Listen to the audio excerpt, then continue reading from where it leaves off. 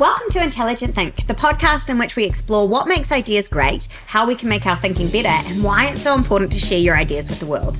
Plus, we'll be talking to thought leaders and authors about their own ideas and experiences so you can mine them for gold nuggets that will help you on your own journey. I'm Verity Craft. I'm Christina Wedgwood. And this is Intelligent Think. And today we thought that we would chat about kind of how shortcuts can sell you short. That idea of what are the things that we see people, whether it's in their book journeys or thought leadership in general, trying to save time and money in, or trying to find kind of the quick and easy ways to do things that actually end up costing them more in the long run, or end up making things harder for them in the long run. What, to your mind, are kind of the obvious ones that jump out to you? I think people are going to assume that we're talking about AI here. So, and I don't think we can have this conversation without exploring AI in a way.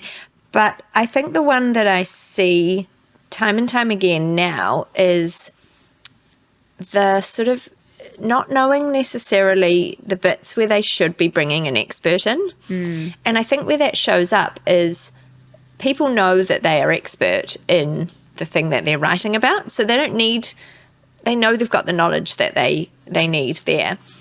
But, and even if they are good writers, there are still things about books and the way that they're structured and all the rest that book people just know. And I think sometimes they overlook the importance of that kind of consultation until too late, and that can be a bit of a waste. Yeah, one of the first places I always notice it is in planning. Like, skip the plan, spoil the draft. Yeah, it's totally. that idea of if you are not really, really clear up front, and we've talked about this before, if you are not really, really clear up front on the vision for your book, the audience for your book, that's a huge one, what the core message of your book is, it's really tempting to put absolutely all of your expertise into one book, and that doesn't make it a good book or a transformative book. And then if you're not really clear on what is that transformation that you're trying to take the reader on, where are you trying to get them from and to, and how you're going to get them there, if you don't put in the time to think about those up front, even if they can change throughout the journey, it means that what you end up with is generally more of a collection of words, collection of ideas, collection of thoughts, as opposed to a cohesive journey. And I think that's where I really notice it, is when people don't put the time or thinking or get support up front. And that doesn't mean necessarily from us, but it might just be learning from an expert in some form, but actually take the time to plan their book properly. It always ends up costing them more time when it comes to editing and down the road. It's really, and I think we're seeing more of that this year in, I know we're not dwelling on it, but, tough economic times. People are making the cost-cutting, frankly, choice to go it alone right from the get-go, and then they know they're going to need some expertise at some stage, so they save that up for the edit. And absolutely, you need someone else's eyes at editing stage. So they're correct in that. But where the false economy comes in is we're seeing a lot of manuscripts that the frustration is, if we had been able to be part of the planning part, we could have landed this so much closer to the mark when it got to the edit. And therefore, we don't have as many rounds of edits to do. We don't have such major rework and extra stuff that we're pushing back on them and the big, deeper queries about what do you want a reader to take from this bit? How can you connect this to your core argument? I find myself, and I know Dave and Elsa do too, repeating that feedback in people's first round of edits lots, and that would have been rectified if the plan was solid. So it's false economy. And it's so frustrating because you just look at it and you go, it doesn't actually take that much time. It could take almost no money to plan out your book properly. But because they haven't done it properly, or maybe they have, turned to AI and gone, give me a book structure. A book outline, especially generated by AI, is not the same thing as a good book plan. A good book plan is thinking much more bigger picture. It's getting real clarity. And then it's thinking about the journey, not just help me structure some content into chapters. It's a comms and a strategic exercise. It's not just a organization piece. Yes. Yeah. And I think that's the thing where people get really tricked into thinking, oh, I don't need to do that because maybe I've already got a framework, for example. They might have a framework that they're building the book around, that they've already developed an online course in. And so they go, oh, well, the book is just going to be the framework. They map it over that. Yeah, and they map it over it without taking the time to get really, really clear on the strategy. And in doing so, they actually then get down the path, write the whole book, have it all there, and then have an editor look at it, at least in our case. I don't know if all editors do this, but just go, but this doesn't work.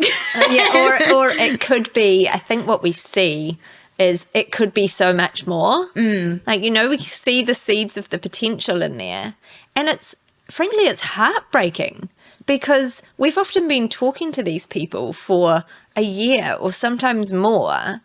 And they're like, yes, I'm going to come back and I'm going to bring you the book when it's finished and I want your eyes on it then and things. And so we know how much they've put into it. And we're like, oh, but we could have set you straight, there and got you to 85%, whereas you might be somewhere in the 60s now. And at that point, the expectations they've got are different too. So to them, they've finished writing their book. So, here you go, editor. It just needs a tickle or a polish. And there's not always the openness to what we think it needs or, actually eking that extra potential out of it too, which is hard. It can be really disconcerting and disappointing for someone to come into the editing stage. And, we never want people to feel like this. We want them to feel excited by editing. But it can be really challenging for people to submit their manuscripts and get that first round of feedback on it and realize that they are not as far down the journey as they thought they were. And it happens, nearly every single time when the person has just come to us for editing, we notice this, is they think they're 90% done and they're actually about 60% done because there's so much more work to do in the structure. And so I think that it is really important to recognize that absolutely, save some money, save some budget for editing because editing is vital and that's where the magic really happens. But don't sell yourself short by shortcutting that initial upfront stage and missing out on that. Totally.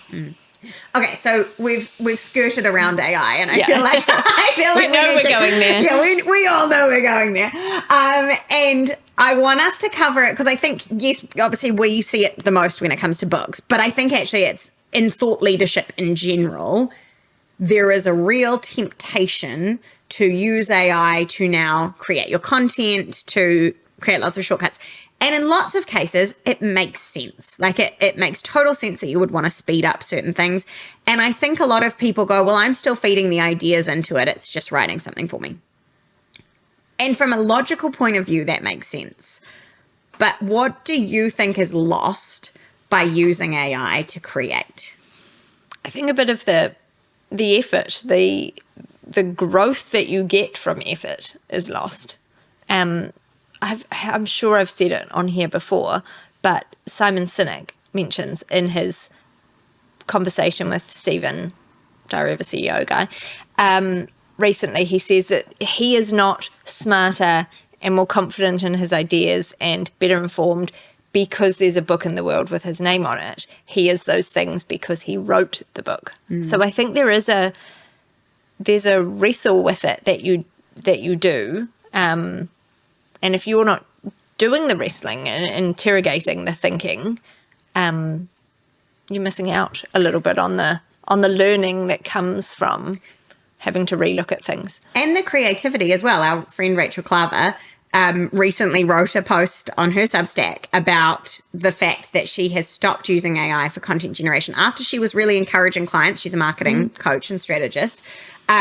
To use AI, she stopped using it, and it was because she noticed that she was getting less creative and was finding that her thinking was not as good. She was finding it harder to come up with ideas.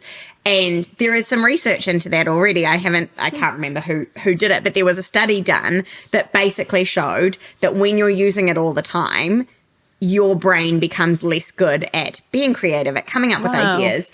And so I think that while I believe it can be an incredible tool, and I don't think I think it would be stupid to ignore that it's happening, because let's be honest, lots of the world has just decided it's going to be in everything now. I had to laugh. I keep laughing at my, I think it's LinkedIn's feature where you've written your post and then it gives you the option to rewrite this with AI. Yeah. And I was like, why would I do that? Like, surely that's the other way around. We should be rewriting the AI, not using the AI to rewrite the thing. I was like, it just seemed so backwards to me. Well, I suppose, to be fair, the one good thing about that is you're doing the writing and thinking, and then maybe it's polishing it for you and stuff. Yes. So for people who aren't writers, like, maybe that is actually the better way around. Because, this study showed that if you are using AI consistently to create content for you, in particular, you become less creative, you become worse at coming up with ideas. And I think the reason that happens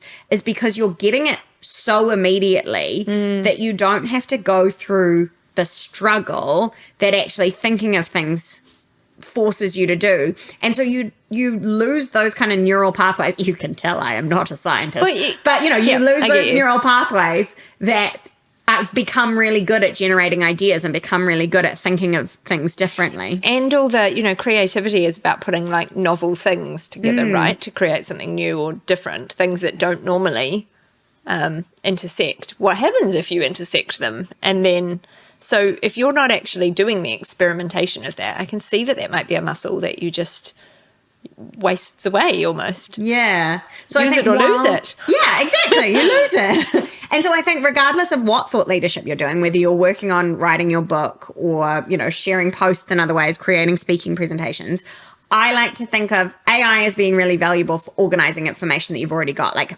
our friend Bill Sherman has talked about the fact that he's using it for his book to pull stories from his hundreds of podcast episodes that apply to specific pieces of his book. Makes sense because it's already his content. It's actually just finding things. Whereas we're very much seeing that when people are sending manuscripts through to us to edit who have used AI for the writing, the thinking is not there. Like, it might be a great seed of an idea, but they have not taken it to the place that it needs to be for the book to actually be valuable, for it to actually be transformational.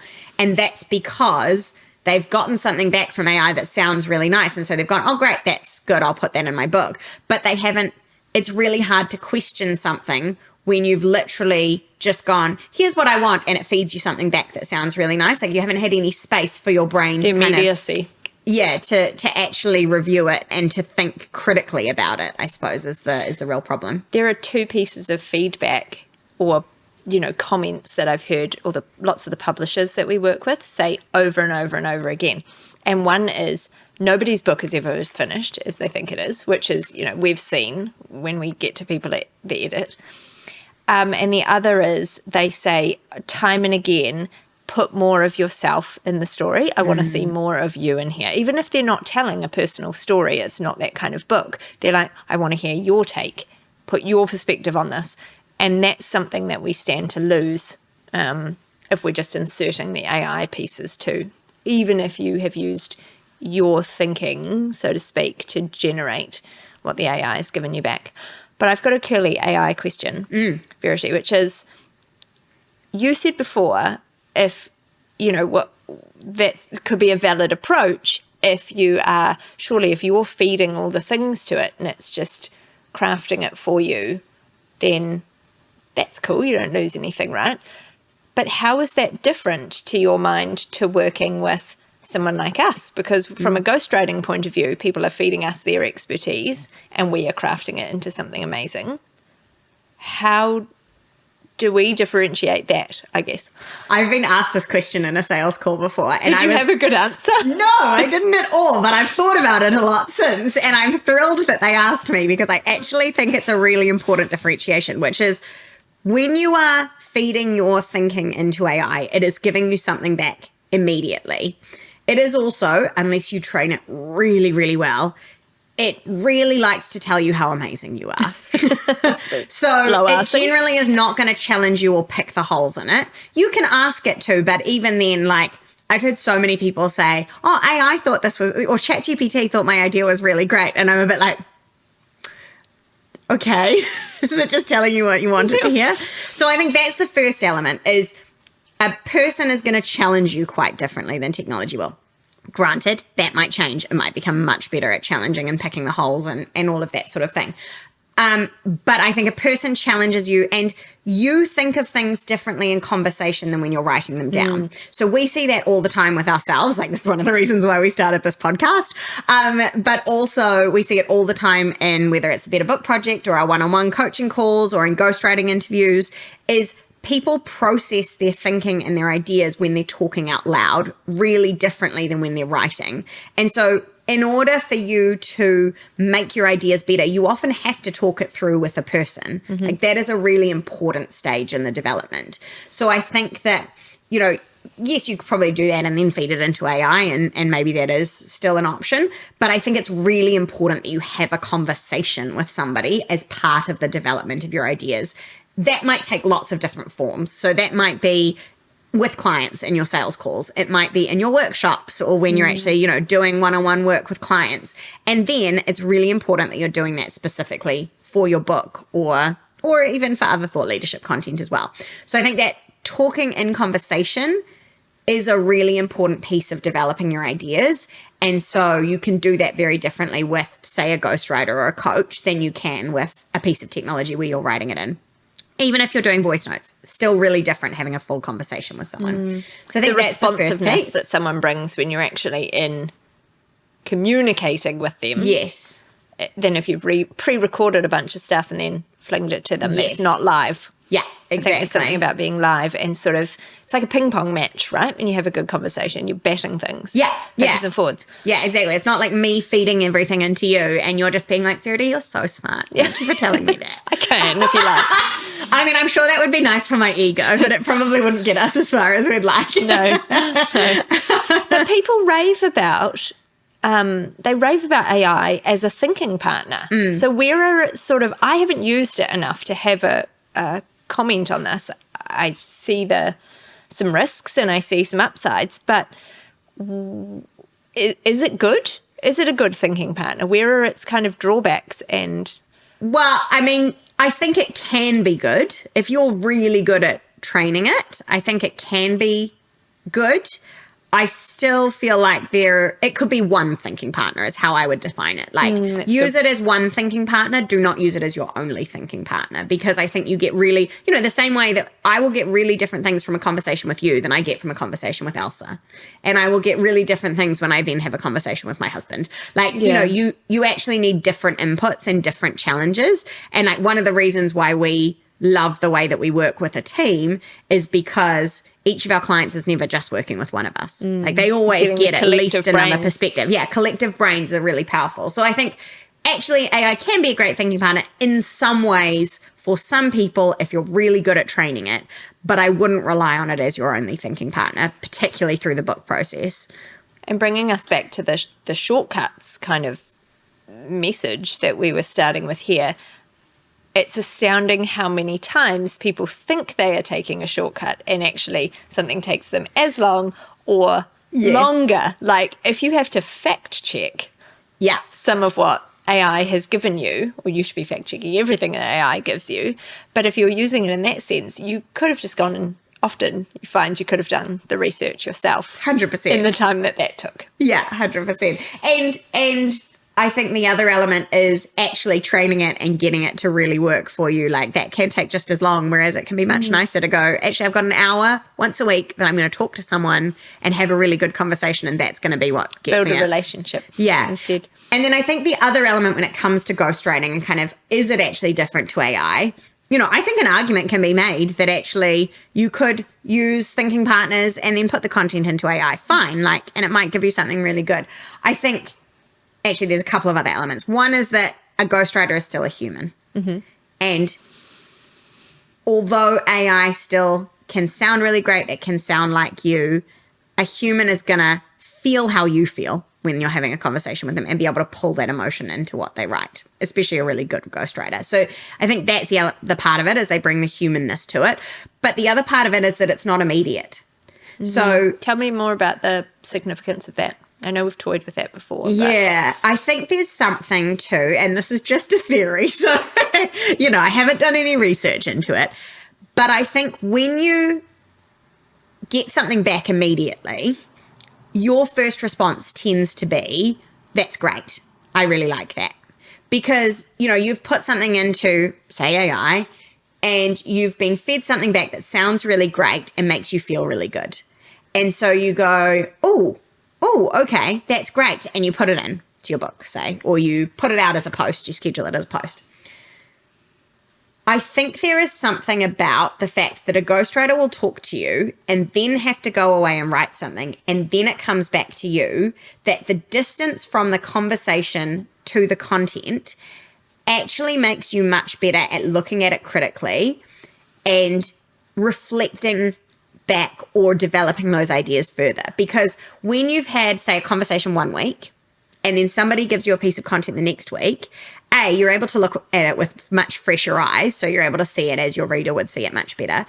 But B, you've been ruminating on that idea for the last week. We know that lots of our best thinking happens not when we're actively thinking, but when we're going for a walk or in the shower or, unfortunately, at 2 a.m. in the morning for me.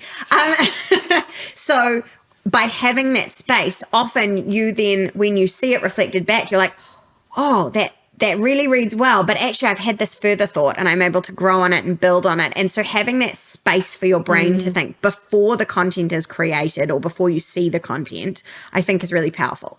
Are there ways around this with AI? Of course, there are always ways around it. Yeah, get the output, put it down, read it tomorrow. Yeah, exactly.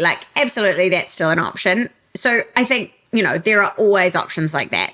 The other one thing that in particular for AI now and ghostwriting in books, not so much for social content, because I think, that could be more of a solution there, but for books is AI is only able to generate a certain number of characters at the moment. And as we've talked about, it's not always the best at thinking about what's the transformation that you're trying to take the reader on, what's that journey. So it's developing pieces as individual pieces right now. It's got short-term memory. Yeah, and that's what we're noticing in people who are sending us their manuscripts to edit who've used AI, is we're finding a lot of repetition. So because they'll read a piece and they'll go, oh, that's really good, I'll put that in my book. They might even edit it, and then they'll do another bit, and they're saying the same thing 10 times or 10 different ways. And is that them or the AI that's saying that? Well, it's what AI has given to them. Whereas a ghostwriter is better able to go, I wrote about this last week. I can call back to that. I can remember that I've done this. I will create linking pieces between them. So that's not to say that AI won't take ghostwriters' jobs. I think it could eventually. And it's one of the reasons I'm glad that our business isn't totally reliant on doing the actual implementing of writing. But I think there are still massive differences between feeding your ideas into AI and getting content and having a conversation with somebody and them then going away and writing it. And the time, space, distance piece shows up over and over. If I think of the two ghostwriting projects that have been live for us, one is just wrapping up and one is kind of just kicking off, I guess, in its place. Both of them in the last week or two, one of them's the one that's just wrapping up. He's read his whole manuscript again last week, having not read it for probably 2 or 3 months, frankly. And so there's little things that he found. They were subtle things he wanted changed, but he had this lens of much fresher eyes, being able to see. He was actually putting himself, I think, in the shoes of the other people that he mentions in these stories and them reading it, and how will that be received. So we've, softened some things that I wrote to reflect very much how he said them, but there's something about them when you see that words on a page, black and white, written down, you're like, oh, maybe I wouldn't say it like that now. And then the other one that we're just kicking off, and so we're still in the exploring stage with her, and the tone and the structure of a chapter and things is still emerging. Even she found the week between sharing the story with us and seeing our retelling of it, she was like, oh, it was quite confronting to read, wasn't it? But I think, it was in a good way. Yeah. Yeah. And I think there's something to be said for just having it reflected back by someone who's been in the room with you. Yeah. Like, and so sometimes that can be confronting because actually you didn't realize how you came across. But sometimes it can also be really comforting because you're like, oh, that's how they see me. And you can feel quite seen and understood and heard. I remember doing a particular brand messaging job, and it was with a group of consultants, and the words that they were feeding me were honestly all a bit grey.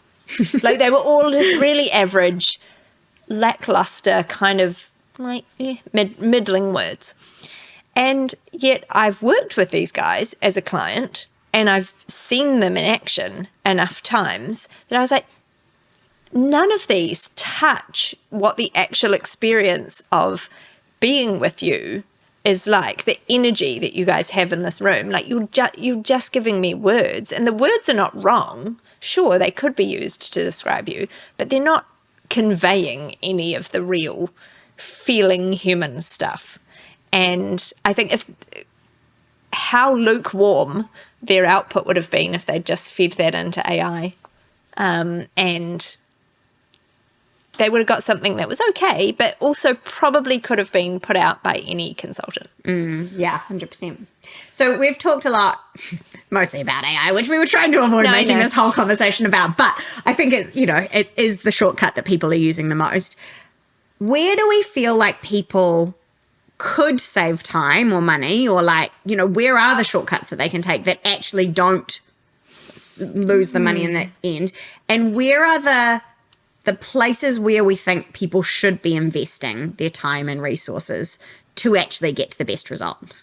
I'm going to reverse that in saying, because I think evident in our conversation before was actually spend some proper time and mental energy and probably a bit of money with an expert, unless you've got some really amazing colleagues and connections to lean on the plan. As in, don't have AI generate your plan, and have someone that knows about what you're ultimately trying to create, in this case a book, have them challenge it and put their critical sort of thinking to it, even if they don't create it with you. Yeah, we're looking at creating something we've been doing a one-on-one version of the book planning, and now we're looking at how can we make that a bit more accessible. So we're looking at creating kind of a group version of that, which I think will be really good to see people be able to do, because actually they won't just get our brains on it, they'll get each other's. And I think that piece of that challenge and their plan is really important, and creating space for it, like actually setting aside time to not just squeeze it in between meetings and things, but actually set aside the time to give your brain the space to really think big picture about it. I think there's two things to that. We think when we're starting to write a book, we need to get writing, because otherwise I'm not writing a book yet. And so I think people devalue or try and race the plan part too. Not everybody. There are definitely the brains who will just spin their wheels there quite happily for 6 months because they don't want to have to implement. But also, the other thing was, you said about the time and the space. I think that's why we don't rush that bit, because you want your own chance to spark off other things and to talk to other people. And the magic that we see when people do the planning in a group, say in the Better Book Project, is they get other people's perspectives and input. And you can take and leave absolutely what you like, but it sparks other little things for them, and their plans are better for that. So I think there is a bit of allow for some community and allow for some feedback in your planning process, because it's not you don't just have to do what you think and follow. People are cautious about sharing a plan because they haven't done anything else yet, but actually I think they miss out on the feedback and iteration that's possible. I don't know if I had another point.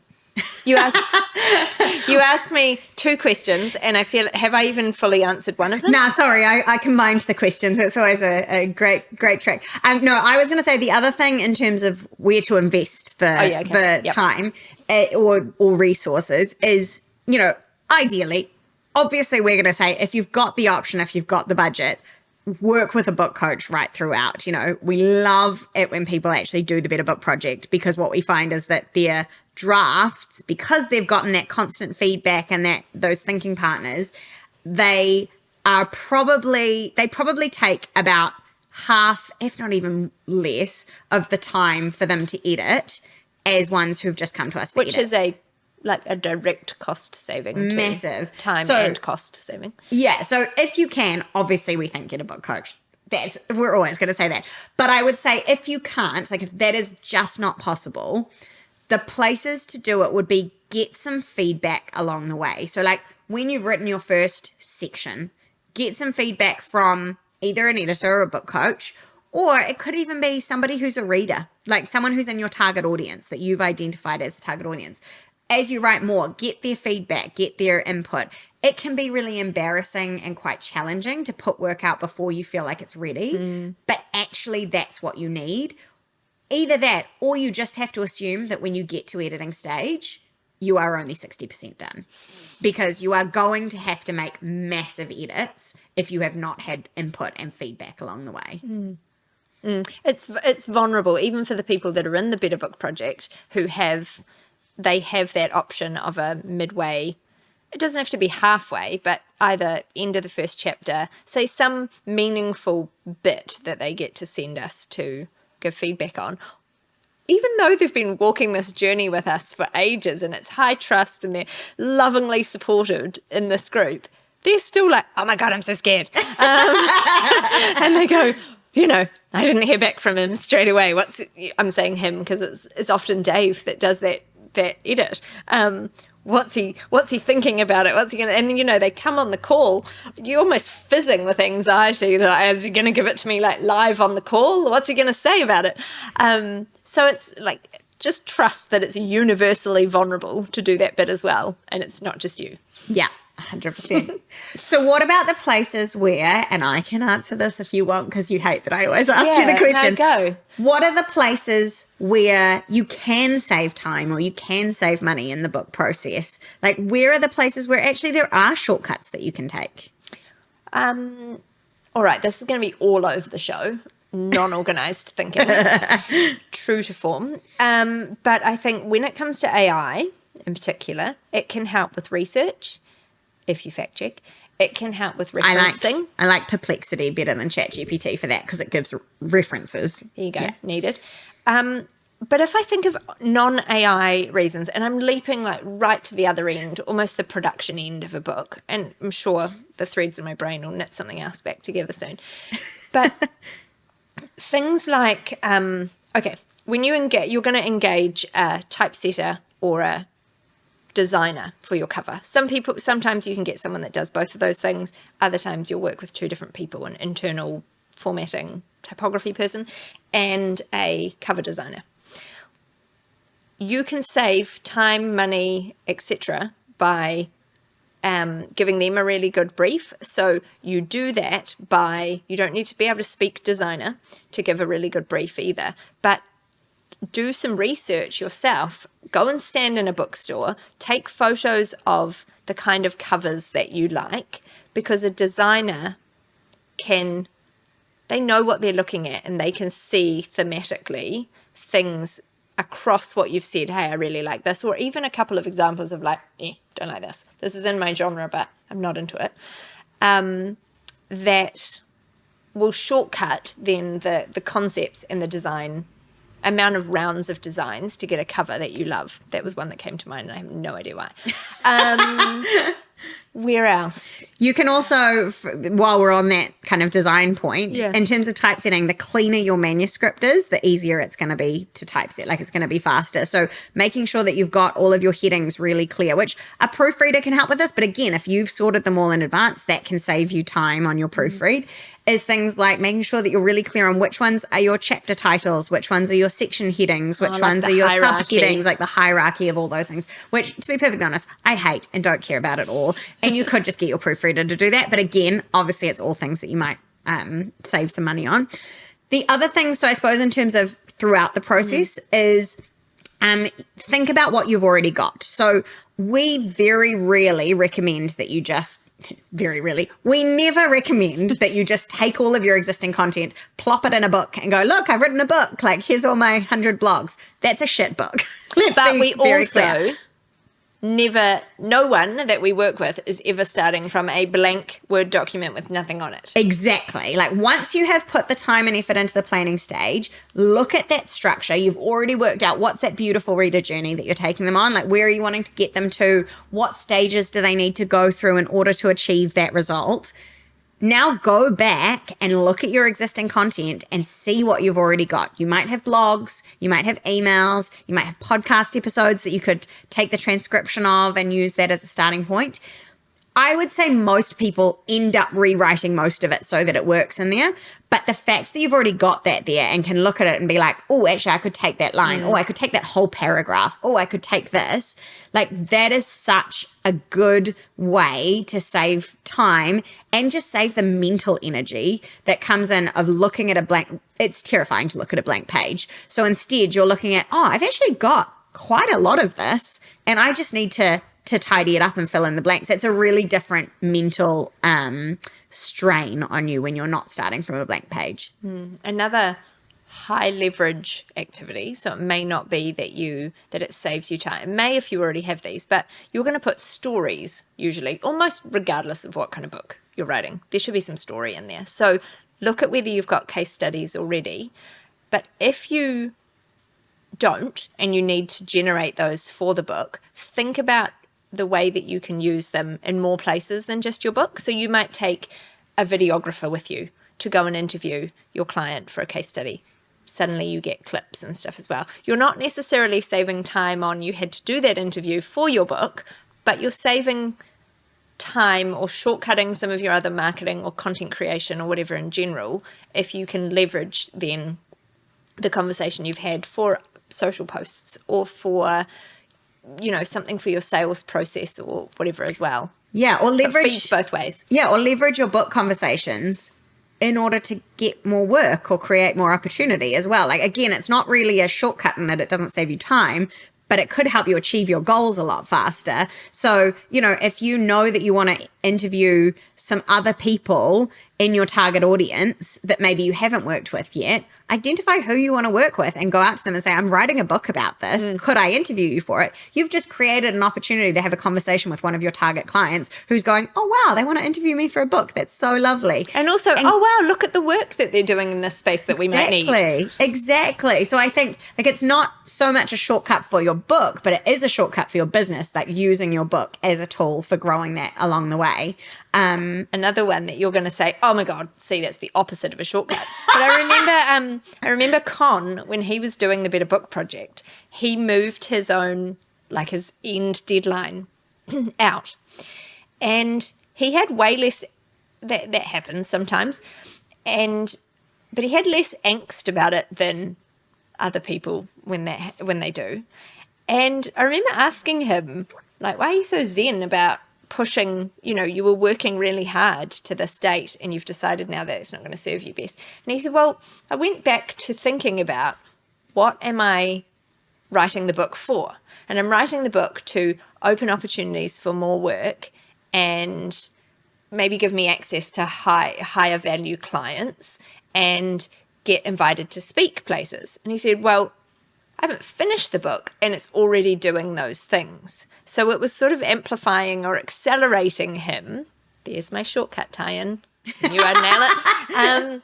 Along the way without even needing to be finished yet. And so then he could sort of relax on, because he's like, actually, it's already doing what I wanted it to do.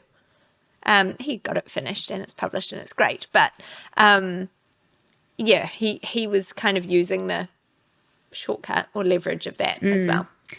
Another shortcut, which is more using your book for other areas, which I like that we've just veered into this entirely. That's fine. We're talking about leverage now. Exactly. Well, we're talking about like thought leadership in general as well, like where shortcuts are good, is that your book, once you've written it, like that is a huge amount of content. You can now take that, and actually this is where AI can be really valuable because you can take it and you can ask it to use all, just pull directly and use your own words and phrases and things like that. You can then take that 30, 40, 60,000 words and turn that into an insane amount of content for your social channels, for your website, for your Substack, for whatever else it is. Like that can become a lot. There's a woman that I've talked to a couple of times, Sally E. Curtis, who does an awesome thing where she takes people's books and turns them into visuals. So like different models and frameworks from it, quotes, stories. Like she'll basically take a book and create like 300 pieces of visual content from it, which is awesome. This is something I actually had as an idea for a couple of our clients, which I haven't talked to you about yet. But like, you know, that can then be turned into so many other things, which then enables you to accelerate your thought leadership. Like we often talk about a book being an accelerator for your thought leadership, but it only is if you actually use it that way. And so I think that's where, it's not a shortcut for your book, but it's a shortcut for your thought leadership by using your book properly and leveraging it properly. Yeah, totally. Is there anything else you can think of that we've missed? I feel like those are the main areas. Have we made the book writing process any easier? Or we often say that it's long and it's hard, and we want it to take long because we want it to have the breathing room and the maturity and the evolving and all the juicy stuff that comes from that. Other ones, you don't always have to write your book in front of your computer at your keyboard. So use some of the other tools like voice notes, transcribing. You can write your book while you're in the car, while you're on a walk. If you are good at talking, you're thinking out loud and then capturing that into your Word doc afterwards. You can get word count without it being grueling, especially if you are someone that likes to think out loud. It'll take more editing, but it is a really good way of shortcutting that. Yeah, but you know, you're never going to type out the sentence fully formed or perfect often anyway. So it gives you a head start or a shortcut. The other thing that I would say is great books take time, but also taking time means you can write a book without burning out. Like, don't put yourself under pressure to write it super quickly. So I know that we're saying, you know, shortcuts sell you short, and you know, we're basically saying like don't make it really fast. But the other reason we say that is because actually it's really stressful to try and do a project like this really, really fast. And so give yourself the time and space. And yes, that might take a bit longer in terms of the number of hours overall, but it'll save you a massive amount of stress and mental anguish when you're not trying to like push it through really, really quickly.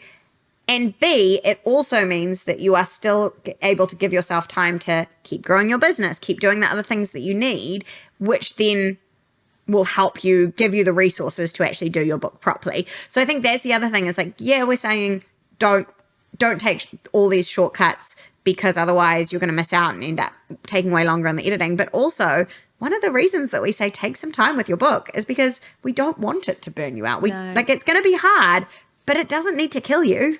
You need to find a rhythm that's sustainable. And some people find that they do little sprints, but spaced out. So you might kind of jump ahead because you've booked a weekend somewhere, or maybe even still at home if you can send your family away or whatever, and you've done almost like given yourself this little intensive, and then you can dabble with it for a period of time. If that's work and life compatible for you, do it that way, or find, you know, a solid push weekly or whatever. It's finding a rhythm, I think, that works.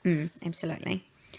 Cool. Well, I've enjoyed this chat. Hopefully we haven't scared people off the book process again, and hopefully we also have I think we've made it insanely clear where we stand on AI, which is not anti it. It's just anti it for certain things. Use it wisely. But I think if I could, responsibly. Yeah. I think if I could leave everyone with one message, it would be you don't save money by cutting corners. Like, it is really important that you invest in the places, whether that's in time or in money, you invest in the places that are going to give you the biggest payoff. So please don't skimp on those stages.